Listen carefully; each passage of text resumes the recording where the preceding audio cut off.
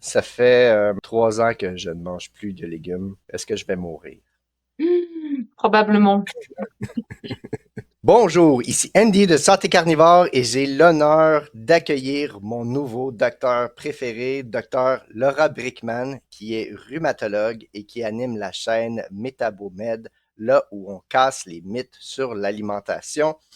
Tu l'auras compris, docteur suit une alimentation cétogène inspirée de carnivores, ce que j'appelle en quelque sorte cétovore.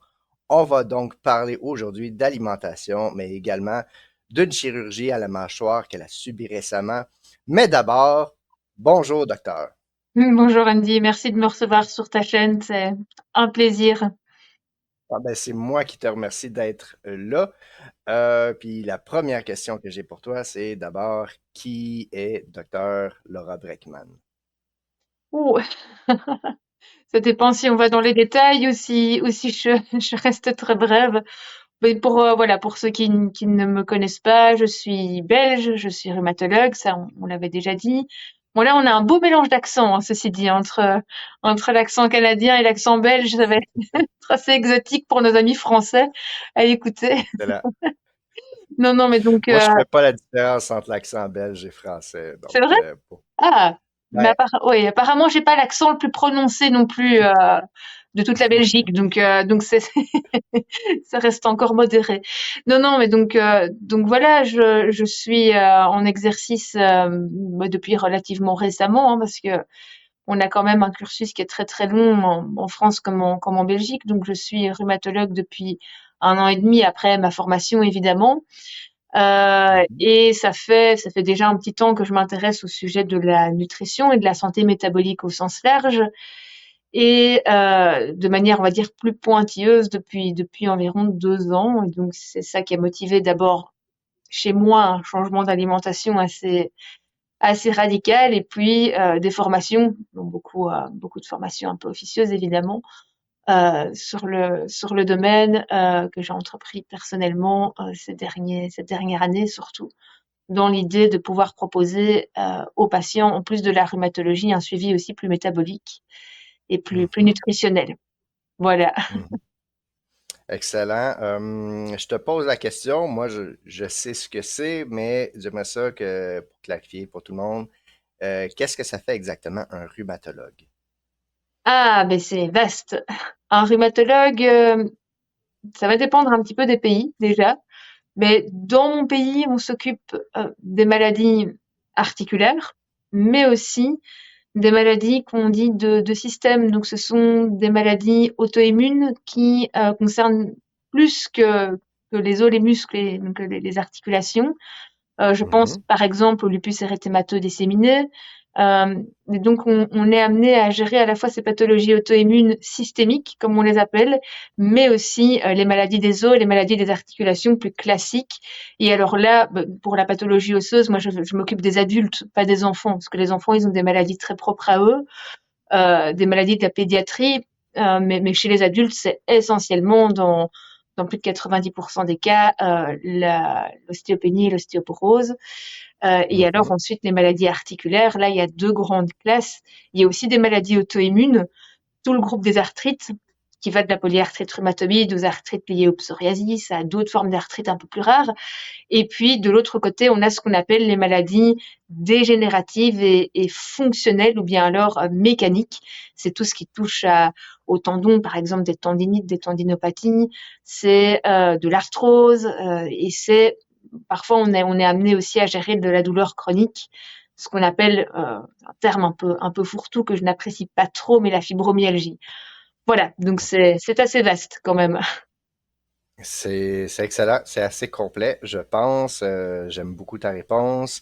Euh, En fin 2024, tu as subi une chirurgie à la mâchoire. Donc, qu'est-ce que c'était? Comment ça a été? Que, peux-tu nous en donner des nouvelles? Comment te sens-tu aujourd'hui?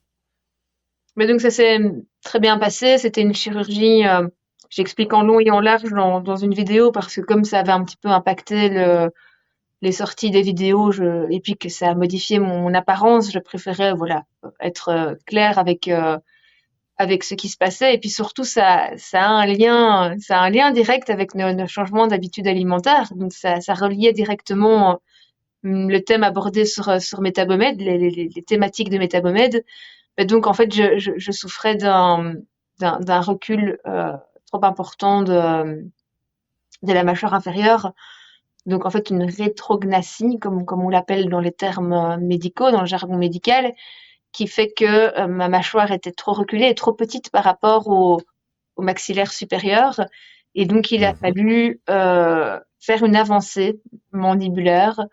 Donc, c'est une procédure chirurgicale qui est quand même relativement lourde parce que c'est une intervention qui est sous anesthésie générale, qui dure plusieurs heures et qui est surtout assez douloureuse, avec une grande rééducation après parce qu'il faut retrouver évidemment la fonction masticatoire et il faut retrouver la fonction de nos mâchoires. Donc ça, c'est pas évident. Mais ça s'est très bien passé et puis surtout, c'était nécessaire parce que ça m'occasionnait des problèmes divers, dont des soucis de respiration, comme je l'expliquais sur la vidéo qui traitait du sujet. Et c'est vrai que depuis que j'ai été opérée, je respire beaucoup mieux. Je respire par le nez, hein, de manière nasale, alors qu'avant, c'était pratiquement tout le temps par la bouche. Donc voilà, je sens que j'ai plus d'espace, c'est plus confortable. Bon, ça reste encore sensible, évidemment, mais ça va bien. Ça s'est bien passé. Mm. Je comprends, c'est un sujet qui me touche parce que j'ai des gens dans ma famille du côté de mon père que justement ils ont eu ça. Et moi-même, j'ai pas un menton qui est très avancé. Ça apparaît peut-être pas présentement, mais, je suis certainement pas un cas aussi extrême que toi, là. J'arrive à respirer par le nez quand même, heureusement. Donc, je suis content que ça soit bien passé et que tu sois là. D'ailleurs, quand tu es arrivé dans le studio, ben, je t'avais pas reconnu. J'étais là, c'est qui, Doc Laura? Ah oui, c'est elle que j'ai invitée. Non, c'est pas vrai. T'es resplendissante et t'as l'air en parfaite forme présentement. Donc, je suis content que tu sois là et que ça soit bien passé. Et je me demandais, est-ce que tu penses que ton alimentation t'a aidé à passer à travers l'épreuve de la chirurgie? C'est dur à dire. J'ai pas comparé avant, après. Je ne referai pas le geste encore une fois en mangeant des glucides pour voir la différence. Mais bon, j'ai surtout veillé à apporter tous les facteurs nécessaires à la bonne cicatrisation osseuse.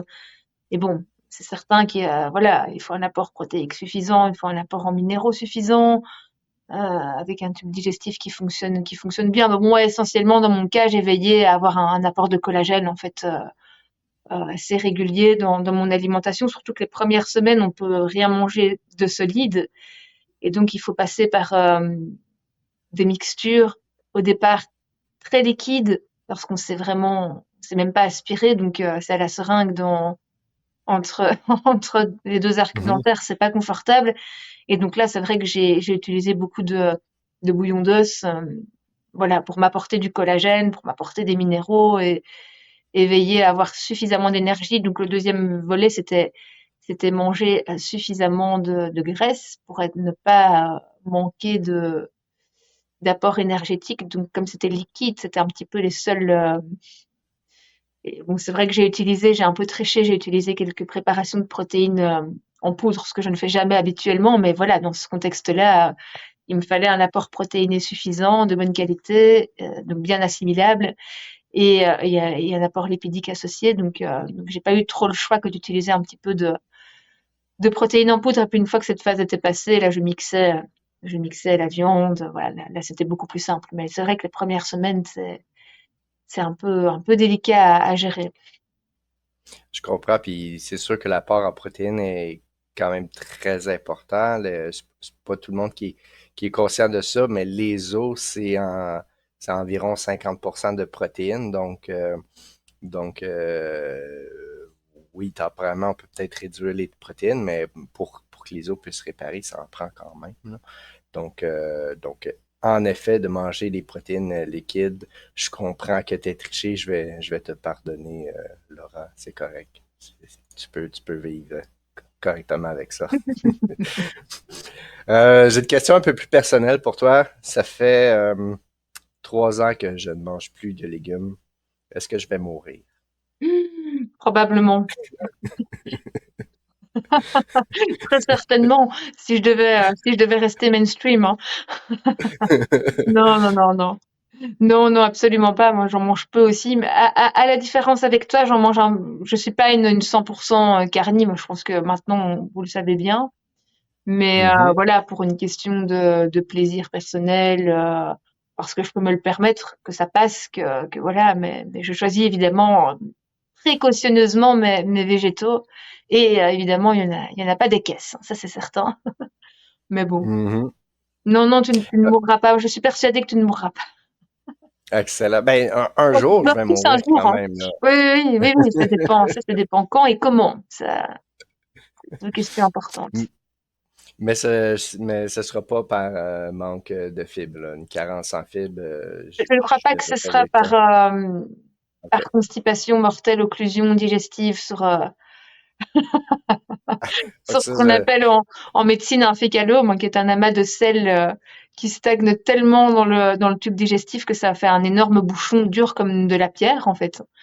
Et que mhm. parfois on doit aller extraire, même chirurgicalement, dans les cas les plus sévères, parce que je ne Euh, crois pas. je, je te garantis que c'est pas mon cas. Moi, c'était plutôt le problème inverse que j'ai réglé avec une alimentation carnivore. D'ailleurs, je pense que toi aussi, tu as un syndrome du côlon irritable, ce qui fait que moi, Laura, on est très, très proches. On est presque frères et sœurs parce qu'on a la même condition. Est-ce que tu peux nous parler de comment tu as réussi à surmonter ça? Oui, oui, donc effectivement, avant, j'avais un leaky gut très, très, très net.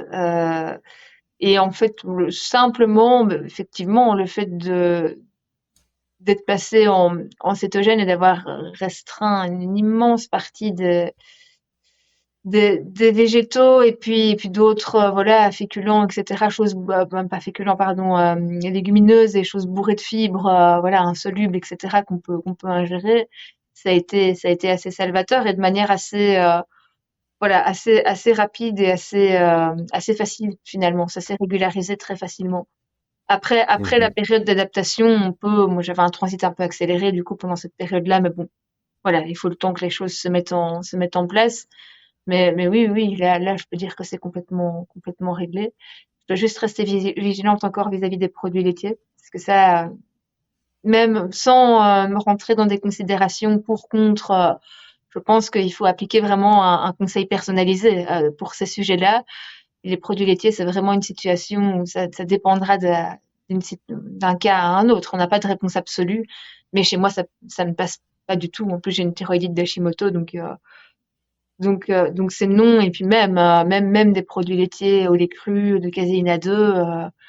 Ici, j'ai encore fait une petite entorse au régime en partant à la montagne la semaine passée, mais voilà, clairement, ça ne passe pas mhm. de manière assez claire sur le plan des symptômes. Donc ouais, là, je dois faire attention. Excellent. Ben, moi, j'en suis pas exactement au même endroit que toi. Moi, c'est l'inverse, en fait. Avant d'être carnivore, je pensais que j'étais intolérant au lactose. Ça me donnait des flatulences assez extraordinaires. Mais pas juste ça. Puis, après avoir comme tout éliminé, puis ça s'est replacé, maintenant, j'ai plus de problèmes apparents avec le lactose. Euh, c'est, c'est, c'est assez étrange. Je me l'explique pas. Je comprends pas qu'est-ce qui a pu faire ce changement-là exactement. Probablement un changement au niveau du microbiote. Mais voilà, maintenant, je tolère bien. On n'a pas de lait cru, malheureusement, ici, mais je tolère même du lait standard, pasteurisé, homogénéisé. Ça passe bien. Euh, Métabomed parle de l'alimentation. Pourquoi parler d'alimentation alors que tu es une rhumatologue? Je sais que tu l'as un peu touché tantôt, mais je pense plus par passion, mais si tu peux élaborer un petit peu là-dessus, c'est quoi le lien aussi entre la rhumatologie et l'alimentation? Ah bah, là, il y en a beaucoup, évidemment.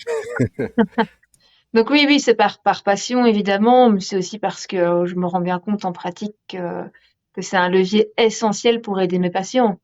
Donc toutes ces maladies dégénératives, que ça soit de l'arthrose, mais que ça soit mécanique, des tendinopathies, et même chez les patients qui ont des maladies auto-immunes un peu plus importantes, le fait de travailler sur ce levier-là. Alors à nouveau, il y a un grand message quand même important à souligner là, c'est qu'il faut pas avoir de pensée magique non plus. Donc Mhm. la bouffe, ça règle pas tout. Parfois, on est déçu. Voilà, ça peut arriver, même si les patients sont, enfin, chez des gens qui sont, voilà, qui sont attentifs, qui font les bonnes choses, ça réglera pas tout chez tout le monde. Parfois, on a des très bonnes surprises et des améliorations spectaculaires. Mais voilà, faut malheureusement pas en faire une généralité absolue. Mais globalement, clairement, oui, c'est un levier sur lequel il faut travailler. Et en fait, l'essentiel de ma démarche, c'est de lutter un petit peu contre la médecine qui traite les symptômes et les conséquences pour travailler un peu plus le terreau des causes et aller voir ce qui permet à la maladie et aux manifestations de germer, de pousser, de croître de manière aussi impressionnante. Donc, et donc c'est toute la logique et tout le leitmotiv finalement de ce que j'entreprends et du message que j'essaie de faire passer sur la chaîne, même si elle n'en est qu'à ses débuts. Donc, j'ai pas encore pu évidemment exprimer tout ce que j'avais à exprimer dans les idées, mais c'est vraiment de travailler sur les causes des maladies, parce que pour beaucoup, elles sont retardables, elles sont même évitables, Mhm. mais il faut bosser sur l'hygiène de vie et l'alimentation en fait partie. Il n'y a pas que l'alimentation non plus, hein. Mais l'alimentation est un des gros piliers de l'hygiène de vie et à mon sens un des gros points en défaut de la société actuelle qui génère autant de maladies et de pathologies. Bien sûr, il y en a d'autres qui ne me concernent pas directement, comme voilà tout ce qui est maladie cardiovasculaire, diabète, etc. Mais moi, en rhumatologie, je suis servie aussi. Euh, Quand je vois des dames qui ont mal partout, qui ont des polytendinopathies, des polyarthrites qui flambent, de l'arthrose chez des personnes de 45 ans. Enfin, voilà, il y a clairement de quoi creuser au niveau de la survenue de toutes ces pathologies-là. Et je suis persuadée que le mode de vie, pardon, et l'alimentation sont des axes très importants à travailler avant d'essayer de taper là-dessus avec des médicaments, avec des antidouleurs et de traiter finalement que les symptômes et que la surface. Mm. Exactement. C'est très bien dit. Euh, j'ai dit en présentation que tu avais une alimentation cétogène inspirée de carnivore ou encore cétovore. Est-ce que ça résonne? Est-ce que ça a du sens pour toi quand je te décris comme étant cétovore? Alors oui et non, parce que dans ma vision des choses, un régime carnivore est cétogène. Donc je dirais plutôt, moi je trouve le terme le plus approprié, mais c'est pas mon terme, c'est le terme de mon collègue et ami le docteur Dufournet, qui parle Hmm? de cétocarniflex. C'est plus, voilà, c'est plus OK. ce terme-là, moi, que j'attribuerais à mon régime, qui est un régime à base carnée pour 90% et même voire plus, parce que de manière saisonnière aussi. Typiquement l'hiver, je suis beaucoup plus carnivore que l'été, enfin l'été aussi, mais l'été, voilà, je prends parfois quelques baies, je prends par exemple quelques baies dans un yaourt de coco. Je vais, je vais prendre éventuellement, je vais me faire une purée d'un légume. Bah alors là aussi, à nouveau, je mange pas une platée d'épinards comme j'ai dit, hein. Donc je fais pour le plaisir et selon mes tolérances, mais j'ai la chance de réagir plutôt bien maintenant à quelques végétaux très hypo-inflammatoires, comme par exemple une courgette cuite, pelée et pépinée, en petite quantité. Chez moi, il y a aucun problème. Et c'est vrai que j'en fais souvent une purée, par exemple avec un petit peu de brocoli cuit à la vapeur. Et là-dedans, je mets une brique de beurre. Et c'est vrai au niveau plaisir, voilà, il y a un côté plaisir dans l'assiette à avoir voilà, cette petite purée en parallèle de mon morceau de viande et de mes graisses ajoutées. Donc, et puis je pense que pour les gens, c'est important parfois d'avoir une transition quand ils peuvent se le permettre au niveau de leur situation clinique, parce que c'est vrai qu'il y a des situations où on aura envie de passer directement en carnier un peu plus strict, parce qu'il y en a des gens qui sont tellement malheureusement voilà, malades, avec un intestin complètement poreux, etc. On aurait envie de leur faire directement d'emblée un carnet assez strict, mais les gens qui peuvent se permettre de faire une transition, voilà, je pense que c'est un peu plus doux de passer par une phase cétogène un peu plus large. Mais où je me distingue de beaucoup de courants cétogènes, c'est que je suis absolument contre tout ce qui est substitut à nos mauvaises habitudes alimentaires occidentales. Donc, par exemple, des gâteaux aux édulcorants avec de la poudre d'amande, un exemple typique, ça, voilà, je suis tout à fait contre. Ça peut être une entorse de temps en temps, hein. Voilà, je pense que si ça peut permettre de tenir un régime, pourquoi pas de manière exceptionnelle, mais il faut pas. Le problème, c'est que ça devient un quotidien pour beaucoup trop de gens en cétogène et je vois passer sur voilà, sur les réseaux sociaux des personnes qui ne peuvent pas se passer de leur pain cétogène, de leurs édulcorants, de leurs oléagineux, d'aliments qui sont les pâtes de konjac, alors qu'ils ont déjà un tube digestif un peu défoncé. Donc voilà, toutes des choses comme ça, j'essaie quand même de, d'éviter. Ouais, ça a du sens. Je raisonne avec ça. Puis c'est pour ça aussi, de temps en temps, j'aime dire que pour bien faire un régime cétogène, je pense que c'est une bonne idée de connaître, comprendre le régime carnivore. Parce que, en effet, quelqu'un qui embarque sur un régime cétogène, sur le coup, après quelques semaines, quelques mois, il va se sentir vraiment bien, il est en cétose, ça roule, mais là, on s'expose constamment aux mêmes ingrédients, aux mêmes toxines, aux mêmes légumes, tout le temps, tout le temps, tout le temps. Et souvent, la personne n'est pas nécessairement consciente de quelle toxine qu'il y a quel légume. Donc, d'avoir cette conscience-là de l'alimentation carnivore pour ensuite bien faire un régime cétogène. Je pense que ça peut être très utile. Je sais pas si ça résonne pour toi aussi.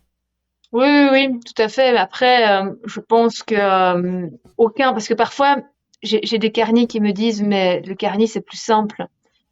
Et oui et non, je suis pas toujours tout à fait d'accord parce que après, une fois qu'on a compris, oui, mais le carni, il faut quand même varier aussi, quoi. Il faut pas se enfin, moi, je suis pas en tout cas de l'école de certains courants qui se contentent de quantité de viande musculaire, voilà, sans aller vers des produits moins nobles ou des organes. Ou, voilà, pour moi, un carni, c'est un nose to tail, comme on dit.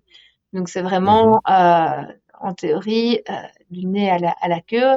Et donc, c'est intégrer des parties plus grasses, moins nobles de la viande, c'est intégrer des abats, ça c'est essentiel, surtout le foie en priorité. Et alors, c'est pas exagéré dans sa quantité de protéines non plus. Et donc, le problème, c'est que je remarque parfois dans les courants carniques qu'il y a une tendance à pas trop se focaliser sur les macros et à manger fort à l'instinct. Alors, je dis pas que c'est mal pour autant, mais il faut quand même bien garder en tête que, enfin, pour moi, la définition d'un carnivore, c'est peut-être un carnivore cétogène. S'il n'est pas cétogène, il est pas sain. Donc, c'est ma vision des choses, hein. Peut-être que d'autres, voilà, d'autres n'auront pas la même. Ça, y a pas de problème. Mais en tout cas, moi, dans ma vision des choses, il faut que ça reste un cétogène et donc il faut quand même que il y ait un apport de gras conséquent en parallèle, que les morceaux choisis soient pas des morceaux voilà trop maigres et que d'un point de vue micronutritionnel, on veille à tout s'apporter. Et ça passe par la consommation d'abats bien préparés aussi, hein, parce que faut pas surcuire non plus pour la vitamine C, par exemple. Donc, il y a quand même des subtilités à maîtriser aussi, même si on s'embête beaucoup moins avec le compte des glucides. Ça, c'est clair qu'à partir du moment où on commence où on veut garder un peu de produits végétaux, ben, par la force des choses, on a un peu plus de glucides aussi et il faut être vigilant à ça. Mais voilà, pour moi, il y en a pas un qui est forcément plus simple que l'autre et on peut être bien hypo-inflammatoire avec un cétogène bien formulé et où on met de côté une certaine quantité d'aliments, ça c'est sûr, quoi, hein. Mhm. Mais voilà. Je suis pris en flagrant défaut parce que justement, je mange pas beaucoup d'abats. J'intègre quand même un peu de fois occasionnellement, mais Puis j'ai fait pas mal d'expérimentations. J'ai déjà mangé du cœur, de la langue, des rognons, etc. Mais avec le temps, je suis retourné à une alimentation un peu plus simple avec souvent des parties de la viande grasse, mais souvent je vais aller vers des pièces de viande qui vont être moins dispendieuses, moins nobles, Mhm. en intégrant un peu de foie ici et là. Tu me parlais de végétaux, par exemple, que tu évitais les épinards. C'est quoi pour toi les végétaux les plus toxiques qui sont vraiment à éviter pour tout le monde? Il y en a beaucoup.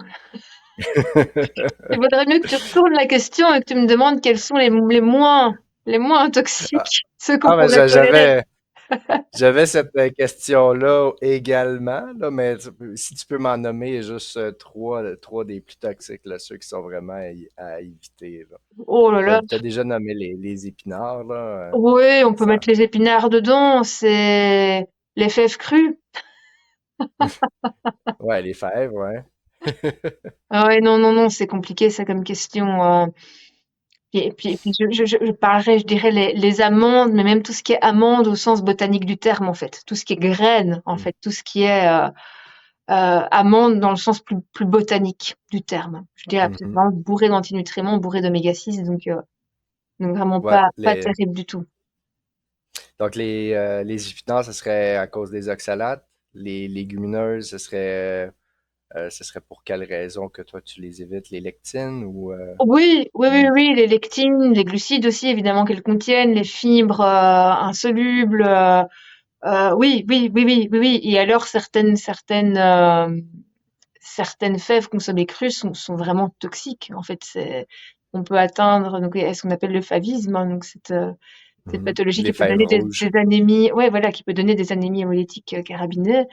Donc ça montre à quel point c'est quand même une classe d'aliments qui ont un potentiel toxique très important. Et c'est pas pour rien d'ailleurs que ces fèves, l'homme a inventé des procédés pour essayer de les détoxifier au maximum, donc de les faire tremper, de les cuire, voilà, de manière prolongée. Enfin, donc il y a tout un tas de stratégies qui ont été mises au point pour essayer de leur atténuer, on va dire, ce potentiel toxique. Oui. Donc, je pense que ça peut être classé ouais, dans un top, peut-être un top 10,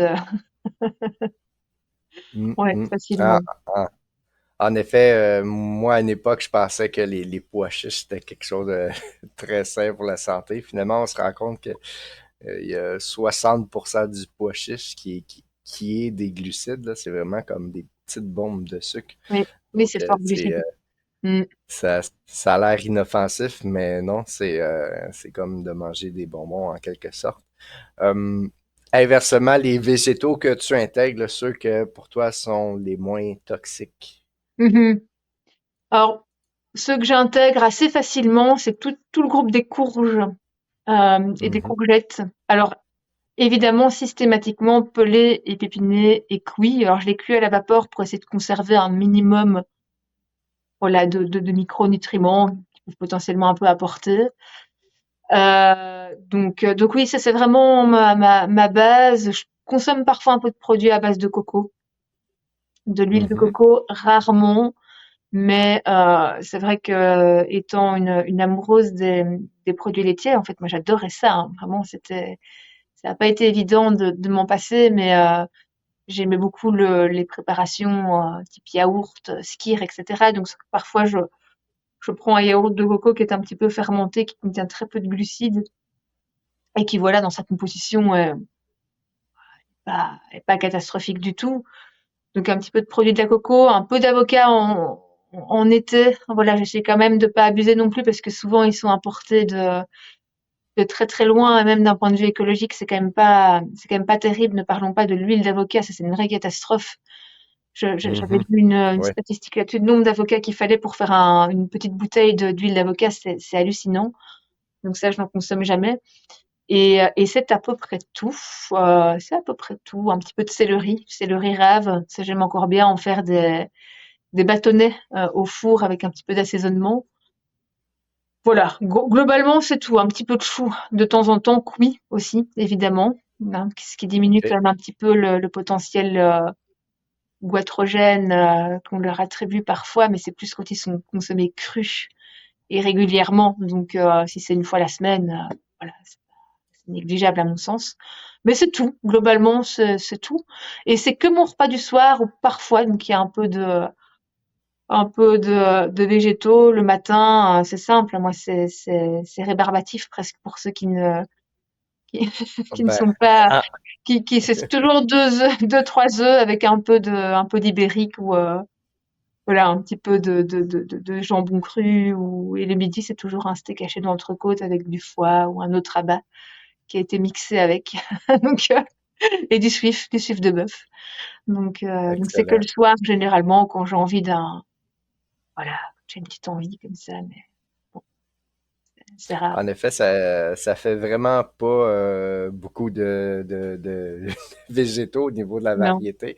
Il y en a vraiment très, très peu. Est-ce que tu as des critères en particulier? Comment aller chercher tes végétaux? J'imagine tu as les glucides d'un côté, toxines. Y a-tu vraiment des toxines Oui, en particulier que tu cherches vraiment à éviter ou quoi que mais ce il y en a soit? tellement. En fait, je me suis établi un petit classement des végétaux les plus hypotoxiques possibles. Et donc, c'est vrai que les courges sont quand même, voilà, sont quand même, elles ont, en plus de ça, elles ont un côté assez plaisant, gustativement. Enfin, bon, en tout cas, moi, je trouve, j'apprécie. Donc oui, les courges et certains choux à la rigueur. Ce que je fais parfois aussi, c'est une préparation à base de viande hachée pour avoir un croquant un peu comme un wrap de mexicain. Je prends une feuille de laitue romaine bien croustillante. Alors, ce qui est comique, c'est que avec mon mari, on mange du coup 3 feuilles sur la laitue et souvent elle finit, voilà, elle finit aux animaux parce que parce qu'on mange 4 feuilles sur la laitue. Bon, on la jette pas, on la gaspille pas même. Donc je veux dire, c'est pas nous qui la consommons à terme, mais mais voilà, donc en gros, je privilégie la classe des courges, les légumes feuilles, en évitant les blettes. Mais donc tout ce qui est laitue, ça généralement, mais c'est très très rare, mais je me l'autorise quand voilà, quand j'en ai envie. Et alors les choux, hein, donc chou-fleur, Hmm. essentiellement chou-fleur, je vais y arriver, brocoli à l'occasion. Et à mon sens, dans mes recherches parce que ça doit cocher beaucoup de cases. Il faut que ça soit pas trop glucidique. Mhm. Il faut que la teneur en antinutriments ne soit pas, voilà, trop élevée. Et puis, il faut ensuite préparer le végétal pour essayer de lui retirer tout ce qui peut potentiellement être un peu plus embêtant, comme la peau typiquement, et alors les graines, quoi. Les graines de la courge, ça, je les mets de côté, bien sûr. Donc, Dans la courge, est-ce que tu inclus les concombres? oui, oui, oui, concombre, pareil. Alors préparés de la même manière, sauf que là, ils sont crus, évidemment, je ne les fais pas cuire. Mais ça peut m'arriver de consommer un peu de concombre pelé et alors et pépiné, donc où je retire le centre, ça fait une rondelle finalement, ça fait une petite rondelle, ça peut m'arriver.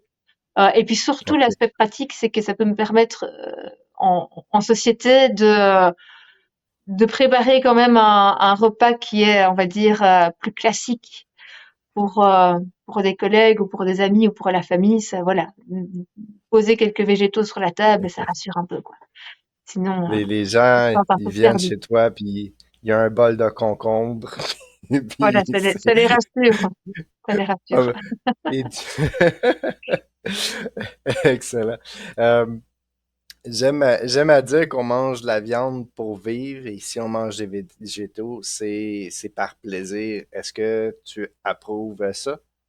Oui, oui, oui, j'approuve ça, tout à fait. Ok, donc, je vais pouvoir mettre cette phrase-là sur mon site web et écrire approuvé par Dr. Brickman.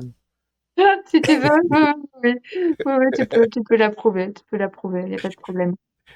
Excellent, parfait. Est-ce que, ben, t'en as parlé un peu en enlevant en épluchant les végétaux, les courges. En fait, les courges, c'est pas des légumes, c'est des fruits. Oui, Euh, c'est vrai. donc, tu épluches, tu enlèves les graines. Est-ce que tu fais autre chose pour détoxifier tes végétaux?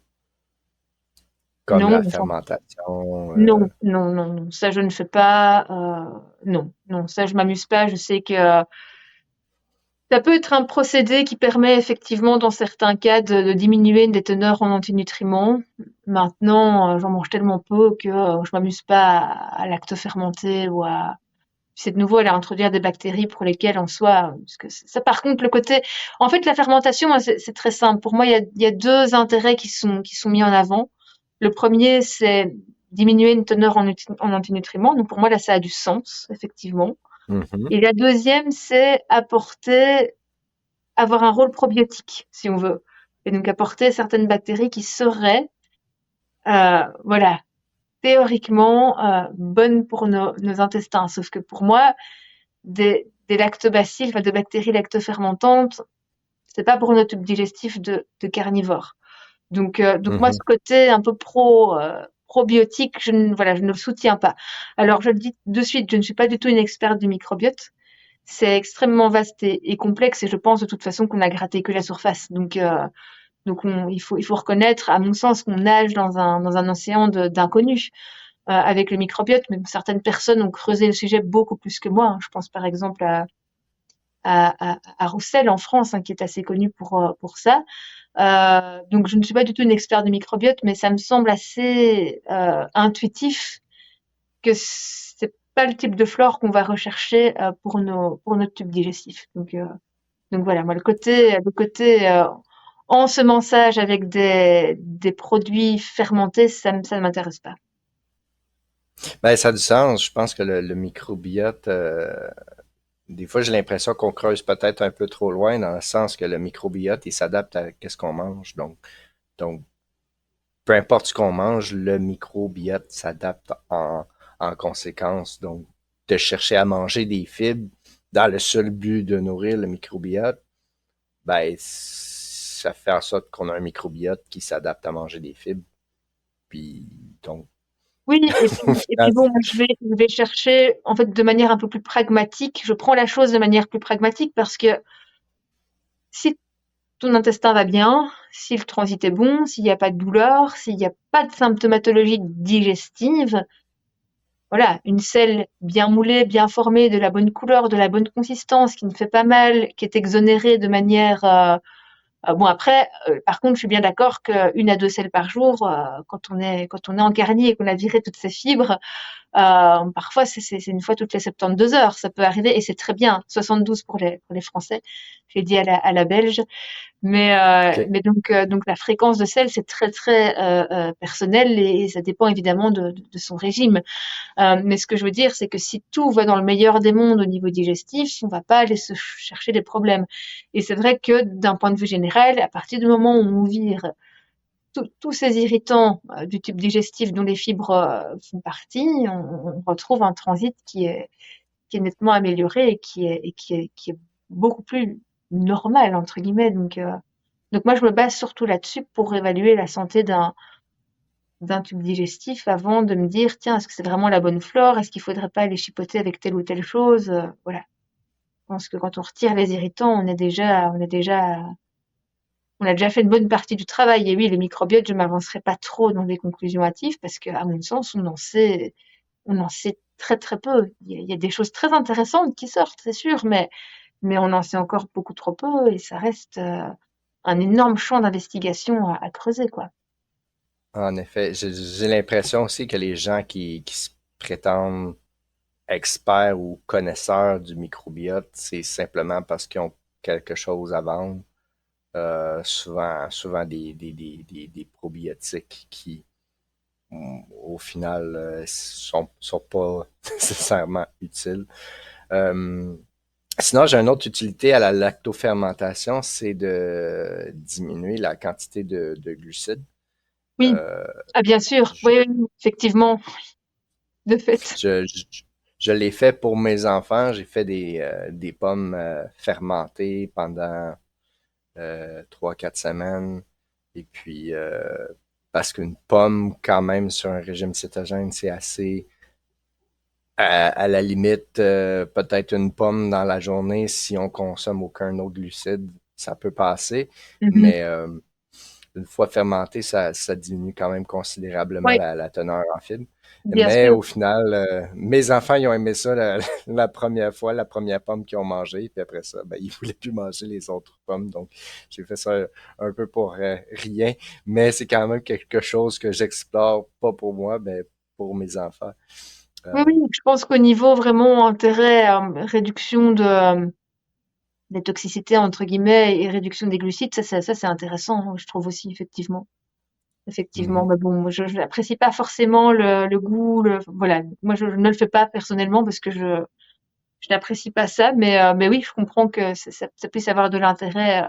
Et puis pour des enfants, pourquoi pas aussi, parce qu'avec des enfants, c'est quand même, voilà, parfois, je vais pas m'avancer là-dessus. Moi, j'ai pas d'enfants, donc j'ai pas le problème de me poser la question de savoir comment aborder toute cette problématique-là avec eux, mais bon, c'est pas simple. J'imagine que c'est pas simple. Ils sont à l'école, ils ont des Euh, camarades qui mangent les crasses et ça doit pas être facile. Ben, ça va plutôt bien quand même, dans le sens que ils ont commencent à être habitués, ils ont acquis une certaine maturité par rapport à ça. Justement, hier, ma fille est allée chez un voisin, elle a 5 ans et demi, pas tout à fait. Puis elle s'est fait offrir du pain et elle a refusé. Elle a dit non, ça fait mon régime cétogène. Donc, donc c'est bien, ça entre, mais c'est sûr que si c'était à recommencer plus jeune, il n'aurait pas goûté à toute cette quantité de glucides qui fait qu'aujourd'hui, ben, ils sont quand même accros à ça. Parce que il y a quelques années, j'avais pas les mêmes connaissances. Puis, fait que ça a été progressivement, ce qui fait qu'on remplace quand même certains desserts, on utilise certains édulcorants ici et là, on leur permet des fois de consommer du chocolat noir, des affaires comme ça. Je sais que c'est pas idéal, mais mais sinon, de juste tout couper, ça serait quand même Mhm, difficile pour eux. Puis occasionnellement, quand il y a des occasions spéciales, là, sont à l'école, c'est l'Halloween, c'est Noël, on leur permet des fois de participer puis de sortir de leur régime cétogène. Donc, mhm. on fait des compromis. Hum, donc, tu as déjà essayé le régime carnivore, tu l'as parlé un peu, mais t'es sorti de ça surtout comme par plaisir d'inclure des végétaux. T'as essayé ça combien de temps? Comment tu te sentais être carnivore strict? Oh, ça m'est arrivé de faire quelques semaines avec vraiment très très très très peu de produits végétaux, mais c'était jamais vraiment intentionnel. C'était, je vais le reconnaître par flemme, parce que c'est quand même extrêmement facile de se préparer sa pièce de viande. Ça va très vite. Et l'hiver vraiment, voilà, ça me convient très bien. J'ai pas besoin de variété. J'ai pas besoin d'aller chercher d'autres textures. Et bon, ça n'a pas changé grand-chose parce que les quelques végétaux que je consomme, ils passent très bien. Donc, voilà, pour moi, c'est tout à fait en termes je veux dire, de bénéfices. Je ne retire rien de plus à être strict ou à intégrer quelques végétaux dans mon alimentation. C'est tout à fait pareil. Donc, euh, donc voilà.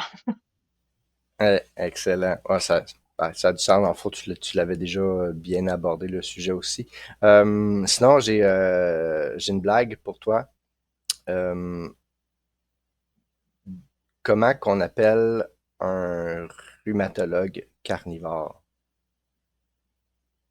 Hum, un... Un, oui, vas-y. Non, j'ai pas d'idée. Un spécialiste des os à moelle. Ah oui, oui. Ouais, effectivement. Effectivement. Euh, Sinon, je voulais savoir, c'est sûr, tu l'as déjà abordé un peu dans d'autres vidéos, tu as déjà fait des entrevues, mais à part le côlon irritable, quels a été les bienfaits chez toi d'embarquer sur un régime cétogène. Et je m'intéresse aussi particulièrement tout ce qui est état mental aussi, là, je trouve ça particulièrement intéressant. Donc, si tu peux me faire un petit peu le tour de ce que tu as réussi à résoudre. Oui, oui, donc au niveau mental, enfin mental, on peut dire ça au sens très large, mais une meilleure concentration, parce que je suis quelqu'un d'un peu hyperactif, donc ça fuse toujours aux quatre coins de mon cerveau. Donc ça m'a permis un peu de me recentrer, de retrouver plus de concentration, là, la fameuse euh, concentration que l'acétone apporte de manière assez typique. Moi, j'ai eu des améliorations au niveau du sommeil aussi. Maintenant, je pense Mhm. que les améliorations de sommeil, elles sont aussi liées à un état de stress qui s'est abaissé. Parce que voilà, étant aussi assez un peu anxieuse de nature, forcément, ça se répercutait sur ma qualité de sommeil. J'ai eu une amélioration de mes migraines, parce que j'étais quand même une grosse migraineuse, plus dans l'adolescence qu'à l'âge adulte, ça de manière assez claire. Donc, ce que je veux dire par là, c'est que déjà avant d'entamer un cétogène, j'étais déjà moins migraineuse qu'avant, c'est sûr. Mais bon, ici sur plus d'un an et demi, j'ai connu une crise de migraine. J'en ai quand même connu une, il y a pas longtemps d'ailleurs, mais qui a cédé très facilement et qui s'est accompagnée de très peu de symptômes, alors qu'habituellement c'est quand même assez violent. C'est des migraines avec aura, hein, donc avec une perturbation du champ visuel et des symptômes un peu neurologiques associés, autres des fortes nausées habituellement, et qu'ici j'ai pas ressenti. Donc oui, oui, non, des effets positifs, moi j'en ai eu énormément. Donc c'est vrai que au niveau de l'immunité aussi, j'ai eu une belle amélioration enfin, j'ai pu contracter le moindre virus respiratoire depuis l'année et demie, alors qu'avant c'était régulier, c'était assez Je régulier. Donc connais ça aussi. oui, et puis plus d'énergie, non, vraiment dans la performance sportive aussi. C'est vrai que moi qui pratique entre autres un peu de course à pied, c'est appréciable de pas se tracasser de l'alimentation. Finalement, on peut manger. Je mange toujours un petit peu avant quand même, mais quelques heures avant. Mais je n'ai aucune lourdeur digestive. J'ai plus de troubles du transit, alors qu'avant j'avais vraiment les effets très activateurs au niveau de la motilité intestinale. Donc, je me retrouvais en gros, avec des diarrhées, quoi. Donc, ici, Mhm. ça n'arrive plus du tout, ça n'est plus jamais arrivé. Donc, c'est vrai que tout ça, c'est très appréciable, effectivement. Mhm. Non, je comprends, je me reconnais là-dedans. Par contre, moi, je préfère ne généralement pas du tout manger avant des activités physiques. J'aime vraiment être à jeun.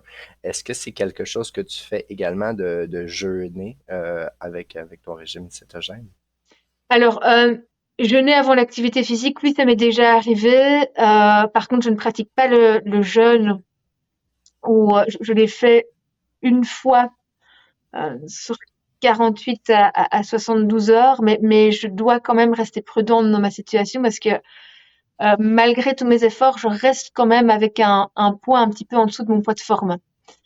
Euh, Mhm. donc, je viens d'un sous-poids quand même assez, enfin, relativement important. Il y a évidemment des personnes qui ont été beaucoup plus bas que moi et qui ont mis leur vie en danger. Moi, c'était pas le cas, mais j'ai eu quelques troubles du comportement alimentaire et j'ai traversé des périodes où j'étais vraiment en sous-poids assez net. Et ici, j'ai une cible de poids que je n'ai pas encore atteinte. Alors évidemment, le but, c'est pas de l'atteindre en mangeant des glucides et en faisant une couenne de gras, hein. Mais Mhm. bon, j'essaie encore de construire de la masse musculaire. Et dans cette optique-là, le jeûne ne m'est, à mon sens, pas favorable pour le moment. Mhm. J'ai pas envie d'aller parce qu'il y a rien à faire. Je parle pas du jeûne intermittent ici, hein. Je parle du jeûne un peu plus prolongé, d'au moins 48 heures. Voilà, pendant les premières 24 heures, 24 à 36 heures, on va un peu taper dans sa masse musculaire. Donc voilà, moi je ne me mets pas dans cette situation-là pour le moment. J'espère atteindre mon poids cible, voilà, dans les mois qui viennent. Et à l'avenir, je pense que c'est clairement un levier préventif, thérapeutique même pour, dans certains cas, que je vais exploiter. Mais là, je ne brusque pas les choses parce que c'est pas profitable pour moi pour le moment, je pense.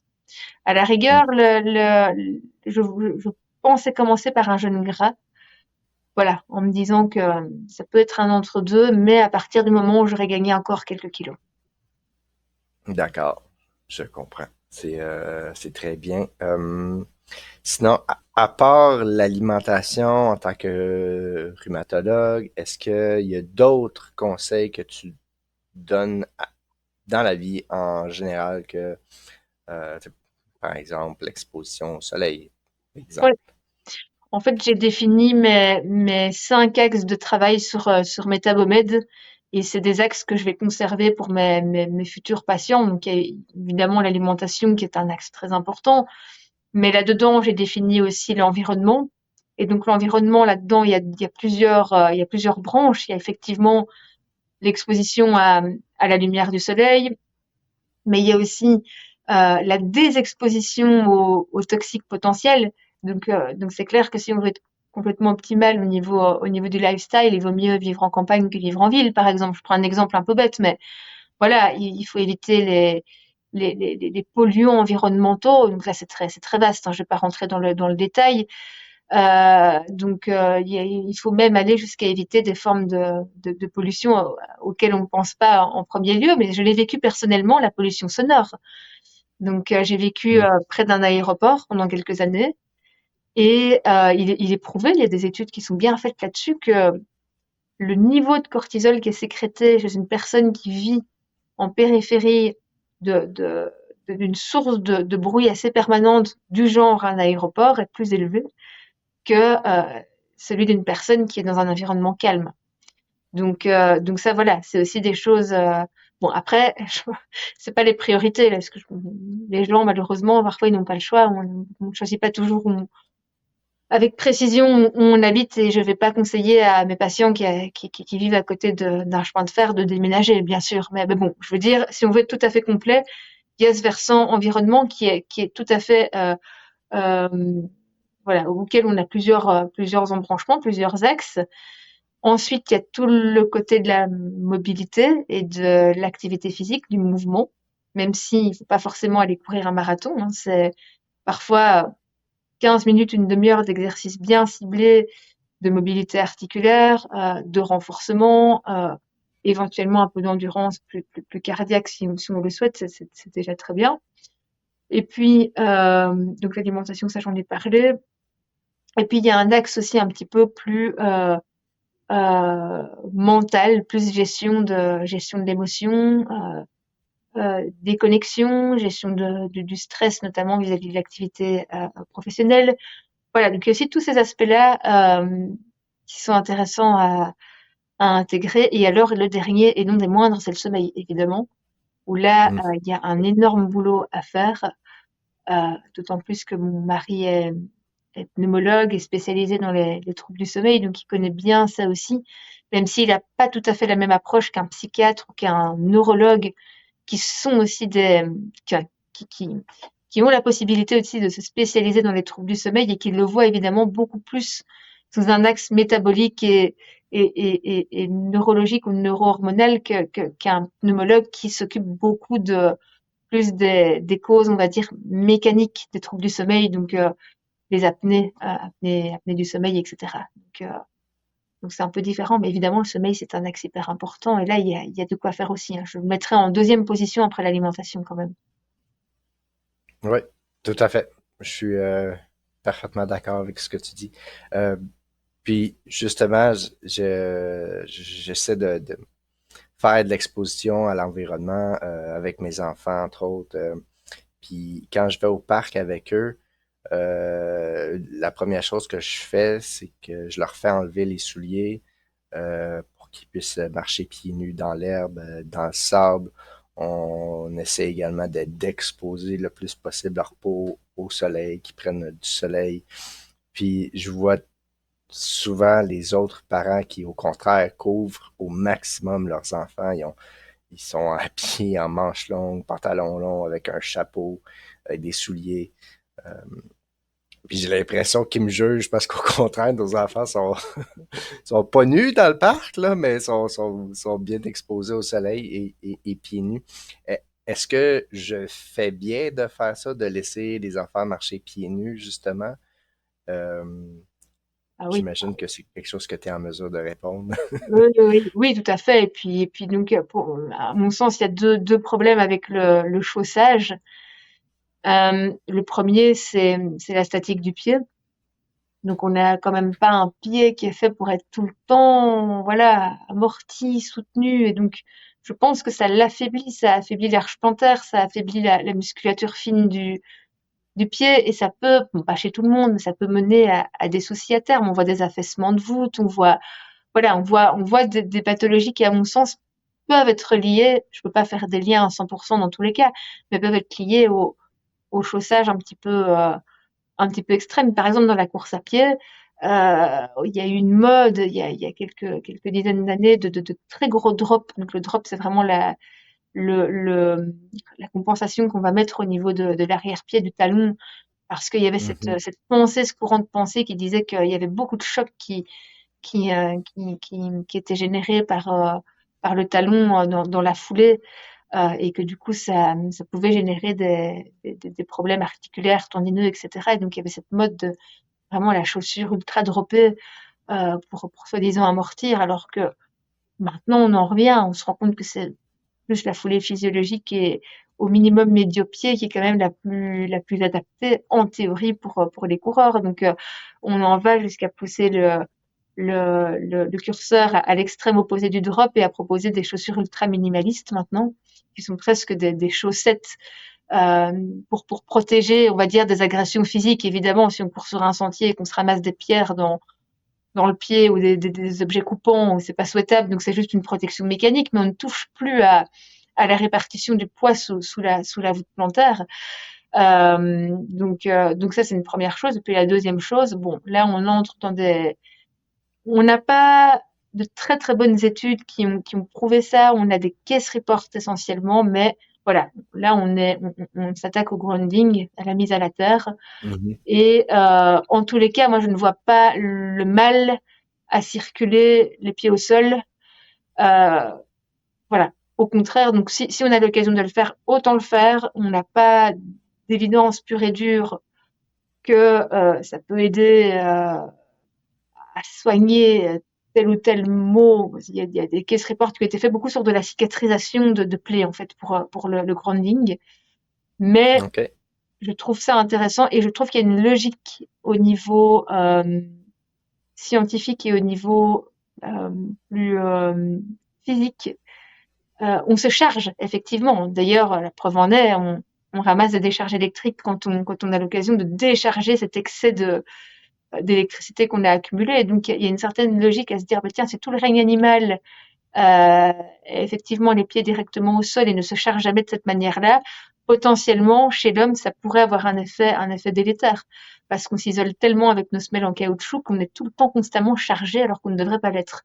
Donc, on peut imaginer que cette surcharge, comme nos cellules fonctionnent, nos atomes sont constitués, voilà, de charges, on peut imaginer que ça puisse avoir des répercussions, effectivement. Donc il y a une logique à ça, et tant que ça ne cause pas de tort, je vois pas comment ça pourrait causer du tort, sauf si on met son pied sur un morceau de verre, là ça fait mal. Mais voilà, je trouve que c'est intéressant de le faire, ouais.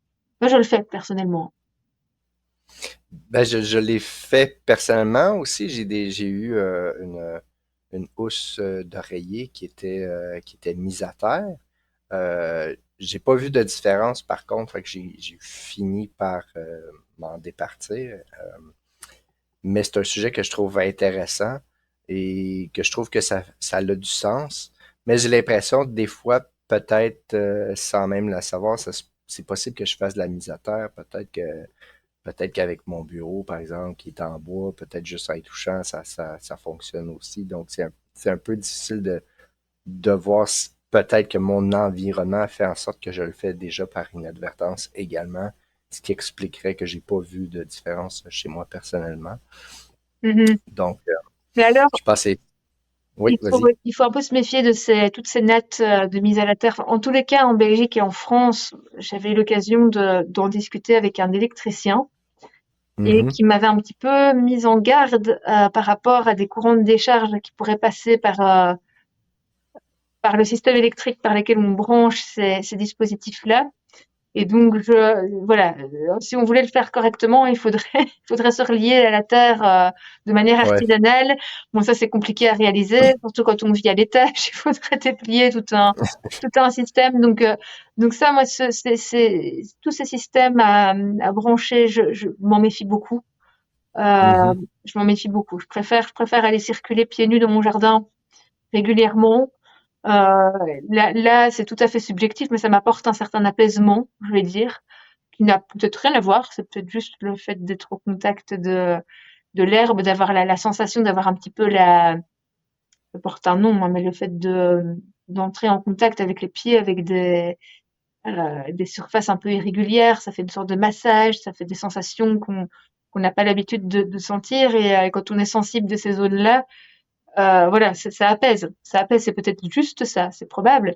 Mais voilà, bon, en tous les cas, là, je ne vois pas de risque à faire ça. Ça m'apporte du positif, donc pourquoi pas, voilà, pourquoi pas. Mais les dispositifs à brancher sur le secteur, je m'en méfie grandement parce que on ne sait pas comment, sauf si on a fait soi-même l'installation électrique, mais on ne sait pas comment le système électrique a été fait.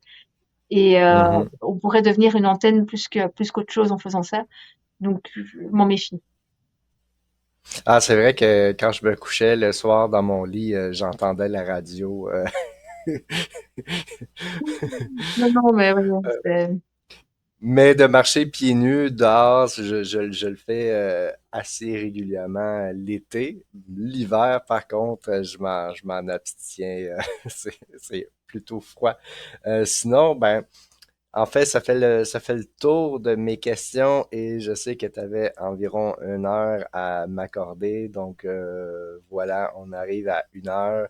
Donc, je vais pouvoir te laisser aller. Euh, En terminant, ben, j'ai vraiment apprécié ta présence. J'ai apprécié tout ce que tu m'as dit. Je sais pas si toi, il y a un dernier truc que tu veux rajouter pour le bienfait de tout le monde qui regarde. non, j'ai pas, j'ai pas d'idée comme ça. Merci pour l'invitation. C'était très sympa, effectivement. Et, ouais, non, c'était très sympa. On a discuté de choses qu'on n'avait pas toujours eu l'occasion d'aborder ailleurs. Donc, c'est toujours très chouette d'aborder différents sujets comme ça et d'échanger sur différents points de vue. C'est sympa. Excellent, parfait. Ben, merci beaucoup, Dr. Brickman. J'invite tout le monde à aller voir la chaîne Metabomed de Dr. Laura Brickman. Le lien va être en description pour tout le monde, s'il te plaît. Aime, commente, partage la vidéo, abonne-toi à la chaîne, active les notifications et sur ce, santé carnivore!